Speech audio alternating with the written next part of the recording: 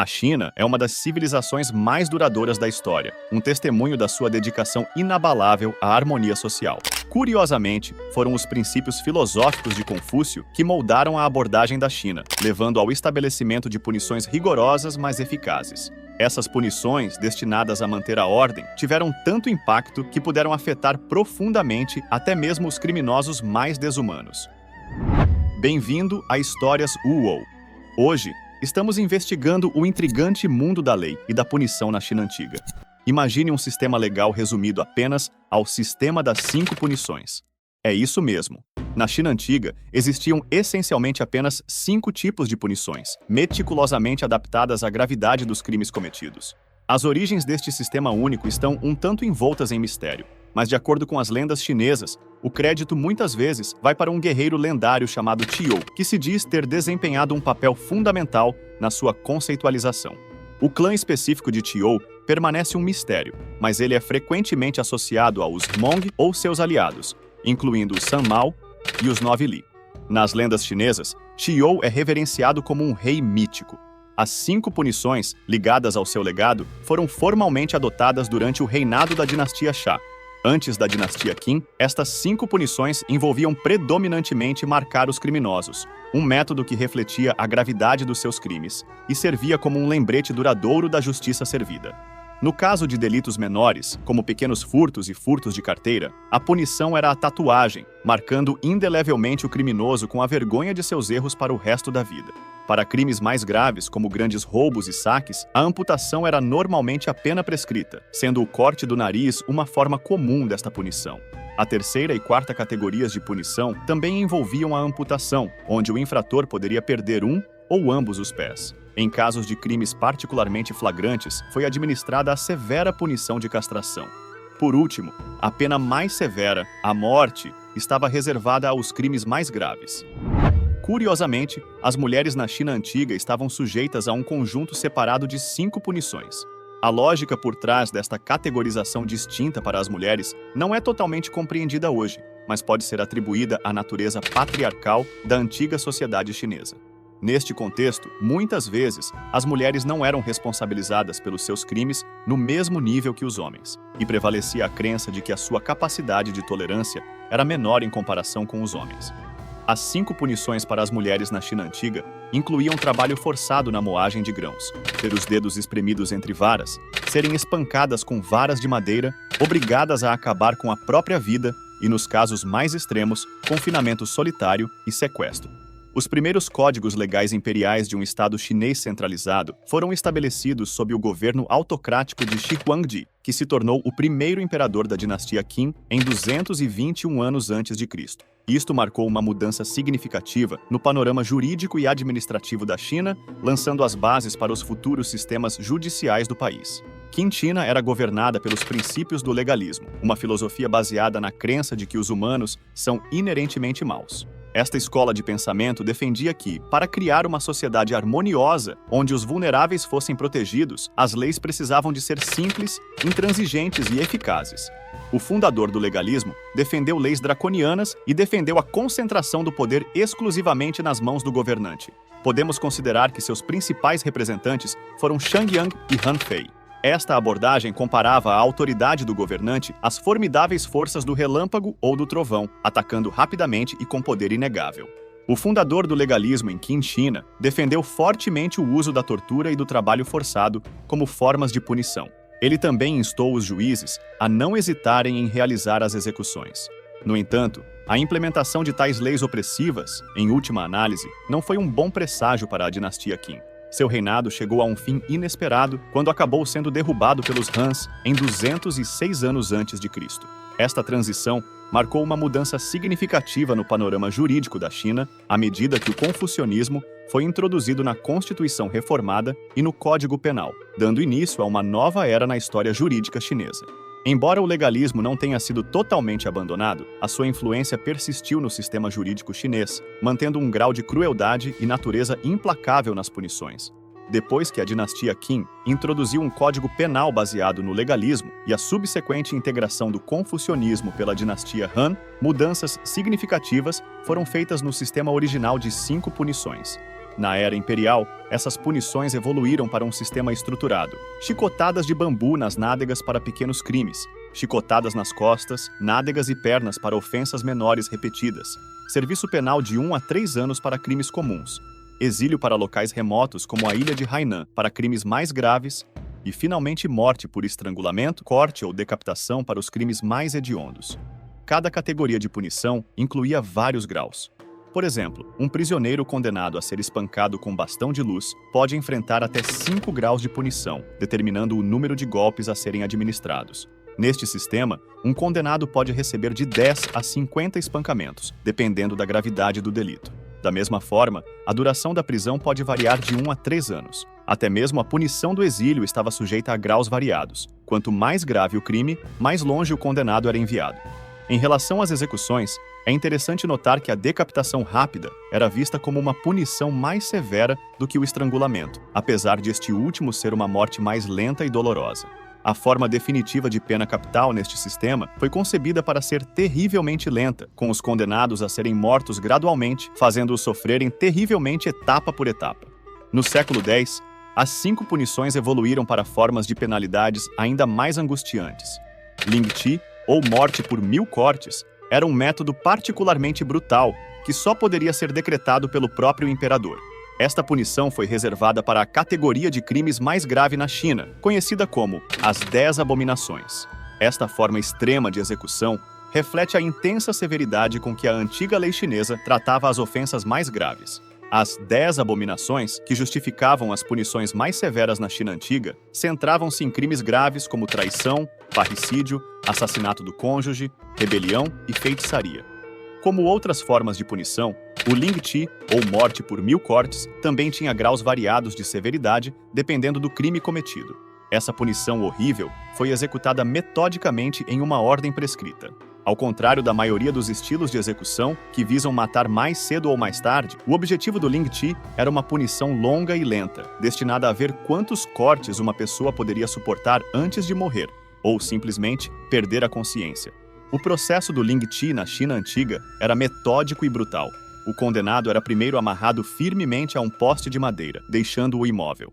O carrasco iniciava então o procedimento fazendo cortes na carne nua do condenado, geralmente começando no peito. Eles removeram metodicamente o seio e os músculos circundantes até que as costelas ficaram quase expostas. O carrasco então subia pelos braços, cortando grandes porções de carne em uma exibição horrível, antes de prosseguir para as coxas para repetir o processo. Nesse ponto, a vítima muitas vezes sucumbia aos ferimentos e era decapitada. Seus membros também foram decepados e recolhidos, normalmente colocados em uma cesta. Este ato de desmembramento não foi apenas um castigo físico, mas também espiritual, já que as crenças confucionistas se opunham fortemente à mutilação do corpo, impactando os condenados tanto nesta vida como na próxima. As especificidades do Lingti variavam entre as diferentes regiões da China, pois a lei não ditava um método uniforme de execução. Alguns relatos sugerem que os condenados morreram em 15 minutos, enquanto outros suportaram horas, sofrendo até 3.000 cortes. A duração e a intensidade da punição dependiam de fatores como a profundidade de cada corte, a habilidade do executor e a gravidade do crime cometido. Escritores ocidentais que tiveram a experiência sombria de testemunhar o Lingti em primeira mão, muitas vezes o descreveram como uma forma de tortura da alma. A intenção subjacente a esta punição não era apenas a destruição física, mas também destruir o futuro espiritual do infrator, garantindo que o seu espírito ficaria irreconhecível na vida após a morte. No contexto do antigo sistema judiciário chinês, os juízes e magistrados eram tidos na mais alta consideração, dotados de autoridade absoluta e imenso respeito. As suas decisões e a forma como administravam a justiça eram consideradas fundamentais para a manutenção da ordem moral e social da época. Durante os processos judiciais na China antiga, tanto as testemunhas como os acusados eram obrigados a manter uma posição prostrada na presença de um oficial durante todo o processo. Essa postura foi um sinal de extremo respeito e submissão à autoridade do tribunal. O medo da tortura era uma ameaça constante e iminente sobre as cabeças dos acusados, mesmo dentro dos limites da sala do tribunal. Apesar de estarem cientes de que este sistema poderia levar a confissões falsas, Uma vez que indivíduos injustamente acusados poderiam admitir crimes que não cometeram sob a extrema pressão da tortura, as antigas autoridades chinesas mantiveram plena confiança neste sistema de justiça severo e muitas vezes impiedoso. A crença na eficácia deste sistema estava profundamente enraizada, refletindo as atitudes prevalecentes em relação à lei e à ordem da época. Entretanto, os proponentes deste sistema na China antiga e imperial argumentaram que o uso da tortura como meio de administrar a justiça era altamente eficiente, principalmente porque agilizava a resolução de casos criminais, poupando tempo e recursos. A justificativa era que, uma vez que os casos criminais muitas vezes podiam ser resolvidos apenas com base na confissão do acusado, a implementação da tortura desde o início tornou-se parte integrante do processo de investigação. Neste quadro judicial, o veredito de qualquer julgamento dependia predominantemente daquele que era considerado o testemunho mais crucial, o dos próprios acusados. Esta forte dependência de confissões, muitas vezes extraídas sob extrema coação, sublinhou a prioridade do sistema para uma resolução rápida em detrimento dos possíveis riscos de erros judiciais. Segundo o Código Penal chinês daquela época, era um princípio fundamental que o acusado não pudesse ser condenado sem confissão. No entanto, esta estipulação não era tão vantajosa quanto poderia parecer.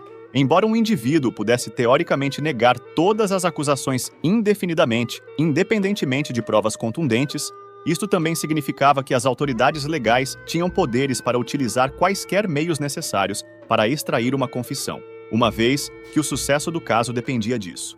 Isso muitas vezes levou a medidas drásticas de métodos extremos, já que a confissão era considerada essencial para garantir uma condenação.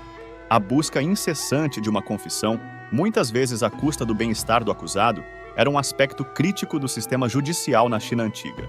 Nos tribunais chineses antigos, um procedimento padrão envolvia amarrar os braços do acusado e das testemunhas em torno de um poste durante a audiência, para garantir um testemunho verdadeiro.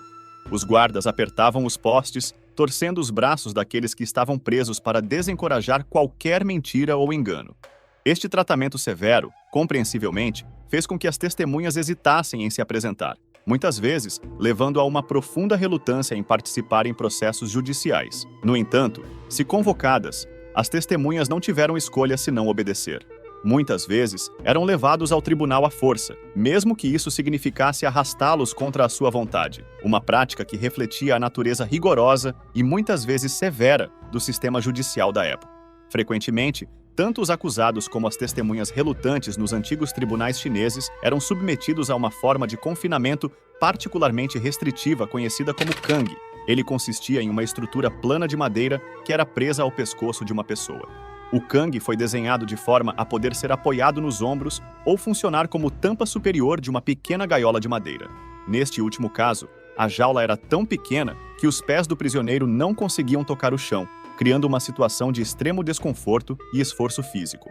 O uso do Kang nos antigos processos judiciais chineses era um método de punição que exercia extrema pressão no pescoço do prisioneiro, com risco potencial de estrangulamento. Frequentemente, o desenho do Kang era com que sua placa plana não era grande o suficiente para que as mãos do prisioneiro alcançassem a boca.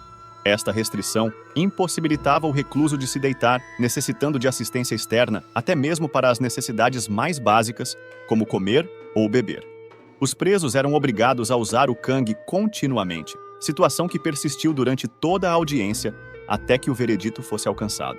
Além disso, se os acusados fossem considerados culpados, o uso do Kang poderia ser prorrogado, prolongando ainda mais o desconforto e a humilhação pública como parte da pena. Mesmo quando não estavam confinados à prisão, as autoridades da China antiga exigiam frequentemente que o acusado usasse o Kang em público. Esta prática serviu como símbolo de humilhação, marcando-os publicamente como infratores e submetendo-os ao desprezo social. Outro método de execução, embora um pouco menos sádico do que alguns, era conhecido como neck tower, ou seja, torre de pescoço. Neste cenário sombrio, o prisioneiro foi colocado dentro de uma jaula semelhante a Kang com apenas pedras para se apoiar. A cada dia, uma ou duas pedras eram removidas metodicamente. Esse processo gradual resultou em uma morte lenta e agonizante por estrangulamento, pois o prisioneiro não conseguia mais se sustentar para aliviar a pressão no pescoço. A torre do pescoço exemplifica os métodos extremos e muitas vezes cruéis de punição que caracterizavam o sistema judicial da China antiga. Na administração imperial da China antiga, O recebimento de uma carta imperial contendo um pedaço de seda vermelha era motivo de grande preocupação para um alto funcionário. Este símbolo específico trazia uma mensagem clara e sinistra. O funcionário havia caído em grave desgraça. A expectativa desse gesto era imediata e terrível. Esperava-se que o funcionário tirasse a própria vida, seja por enforcamento ou envenenamento. Outro método angustiante de execução envolvia a prática horrível de extrair veias da parte posterior das canelas de um prisioneiro, levando-o à morte por sangramento excessivo. Este método, como muitos outros no antigo sistema judicial chinês, reflete a natureza extrema e muitas vezes brutal das punições administradas naquela época. Nem todas as formas de pena capital na China antiga se concentravam na tortura física. Alguns adotaram uma abordagem mais psicológica. Um desses métodos era o a gota d'água lenta, uma forma de tortura mental incessante que poderia levar os prisioneiros a implorar por uma morte rápida. Esta forma particular de tortura chinesa envolvia o derramamento constante e rítmico de água na testa do prisioneiro. O prisioneiro seria firmemente amarrado, impossibilitando-o de se mover ou de encontrar qualquer alívio para o gotejamento implacável. Em alguns casos, o já tortuoso método de a gota d'água lenta foi intensificado pelo uso ocasional de ácido. Esta reviravolta cruel significava que o prisioneiro suportaria não apenas a angústia mental do gotejamento constante, mas também a agonia física do ácido queimando a pele e potencialmente atingindo o cérebro. A imprevisibilidade de a próxima gota ser água ou ácido aumentou significativamente o terror vivido pelo prisioneiro. Em 2021, vários meios de comunicação social relataram a situação preocupante relativa ao tratamento de cidadãos chineses, destacando casos em que indivíduos foram supostamente apreendidos, detidos e submetidos à tortura em segredo. Estes relatórios vão além de meras investigações de tortura física, abrangendo uma série de divulgação de direitos humanos. Dizem que estes abusos incluem abuso físico e sexual, trabalho forçado e até esterilizações forçadas. Estas práticas, se confirmadas, representam graves ameaças dos direitos humanos. Nos diga como poderíamos pôr fim a estas práticas desumanas e dolorosas. Compartilhe seus pensamentos nos comentários abaixo. Se você deseja mais conteúdos instigantes como este, não deixe de explorar nossos outros vídeos no canal. E lembre-se de mostrar seu apoio se inscrevendo em nosso canal e curtindo o vídeo. Muito obrigado por assistirem a Histórias UOL.